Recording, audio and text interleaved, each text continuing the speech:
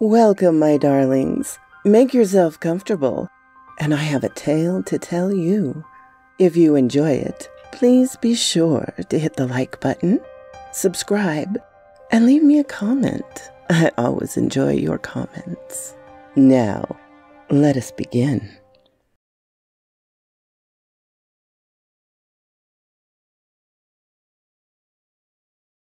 The Little Girl That Weeps Frozen Tears by Thomas Stewart. I'm sitting alone in my room, curled up in my bed. I'm shaking. Damn it, why did it have to be tonight? By the window I can hear it, sounding like it was from a small child.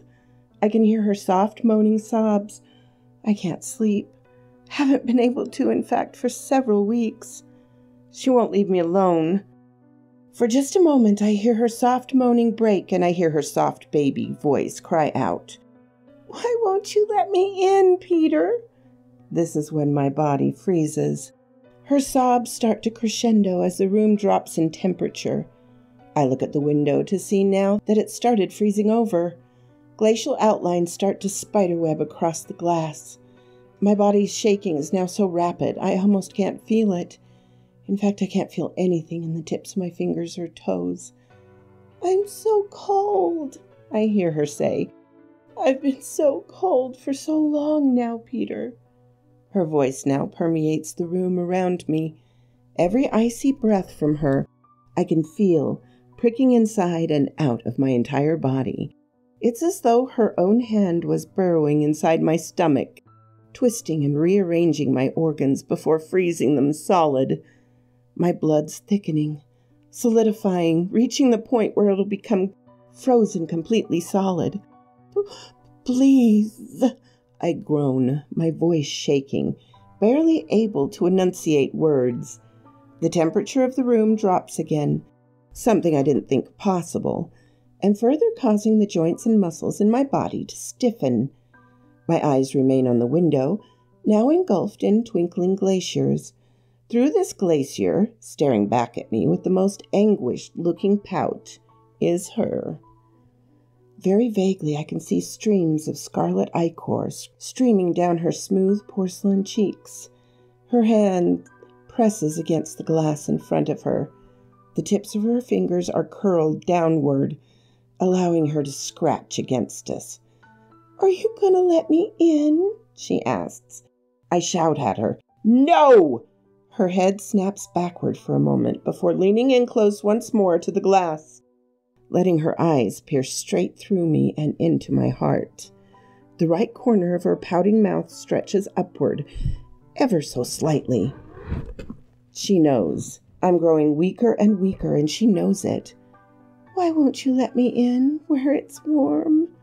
My eyes double in size as I watch cracks in the sheet of ice beginning spiderwebbing all across it.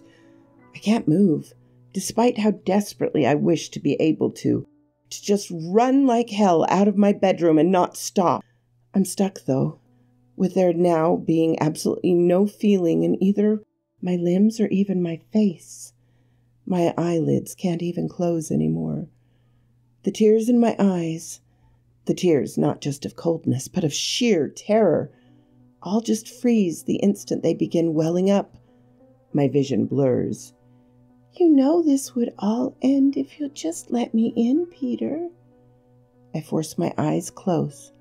I couldn't listen to her, which meant I needed to not look at her either. She's right, and that's why I can't listen. It would be the end. For me, that is. Permanently.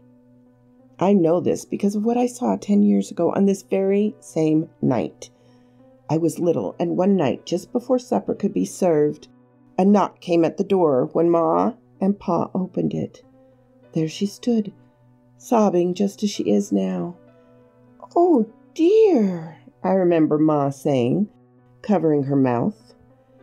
They asked her who she was and if she was all right. To this, she only replied with, "I'm lost and cold.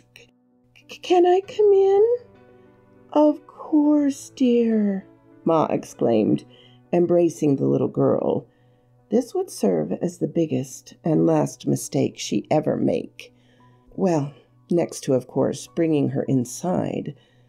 The second she stepped over the threshold, the three of us, me, Ma, and Dad, all became crippled with chills. We all knew something was wrong, but said nothing. We'd all thought it was just the fact that it was winter, which, at least at the time, made us feel all the more heartbroken over the little girl we'd just taken in. I remember how she just wouldn't stop crying, no matter what any of us three said or did to try and comfort her. It did nothing. I remember Ma asking her where her parents were, and she replied, sniffling, "I don't have parents anymore. I'm all alone, and it's always so cold." That night, the temperature in the entire house dropped so low that, even snoring fast asleep, I could feel myself shivering. I awoke that night to find she wasn't in my room, in the sleeping bag on the floor like she had been earlier. The room was so cold I could only see a sheet of ice in the spot where she'd been laying. I struggled to get back up and went looking for her. I found her in the living room coming out of my parents' room. "What are you doing?" I remember asking. Every breath that escaped me while I spoke I could see. My knees shook while I stood there. She didn't even notice me at first, continuing to turn and head for the front door. It wasn't until my stupid ass went and stopped her that I was in trouble. Before I could even get a single word further, she looked at me. Her eyes were a deep scarlet, 2 red gems embedded in casings of flesh. Her eyes were wide and stoic, deranged yet cunning. Then, without any warning at all, she lunged for me. Through nothing short of a miracle, I managed to, despite having difficulty in mobility, dive out of her way and gun it back to my room. There I slammed and locked the door before throwing myself under the bed. I remember my heart striking furiously against my chest, anticipating her to come and break through the door or something. In the end, fortune would favor me, as no, this didn't happen. She didn't try bashing the door down or anything. I stayed awake all night watching the door. Finally, the next morning arrived, and what do I see? 2 adults, Ma and Pa, sprawled out across their bed. Both of their skins were whiter than what I knew to be normal, and they were motionless. The rest of the house was still freezing. That afternoon, I called the police and tried to tell them of the little girl we let in the previous night. I think they searched for her for 3 years, give or take, before the trail went cold. Metaphorically in this sense of sort of. That wasn't the last I'd seen of her, though. Obviously. For the next 4 years following, all the way up till now, she always comes to my room, always sobbing, always begging to be let in. I've tried everything to get rid of her. I've tried prayer, protection rituals, and even moving out into another house. None of it made any kind of difference, though. She always came. The room's got so much colder now. I can't keep this up. I can't keep turning her away. I can't run, hide, or fight her in any way. I have to do it. I have to let this little girl in again, so her frozen tears can maybe, finally, melt. So quoth this raven. My apologies, darlings. I know I've let things go trying to get this audiobook done, but I will be on track soon, I hope. Anyway, I hope you are all having a lovely June, and I will talk to you next time. Bye-bye. What? You're still here after the whole story? I really appreciate that, darlings. Please hit the like button and subscribe if you haven't. And I always love to hear from you. Have a glorious day, my darlings.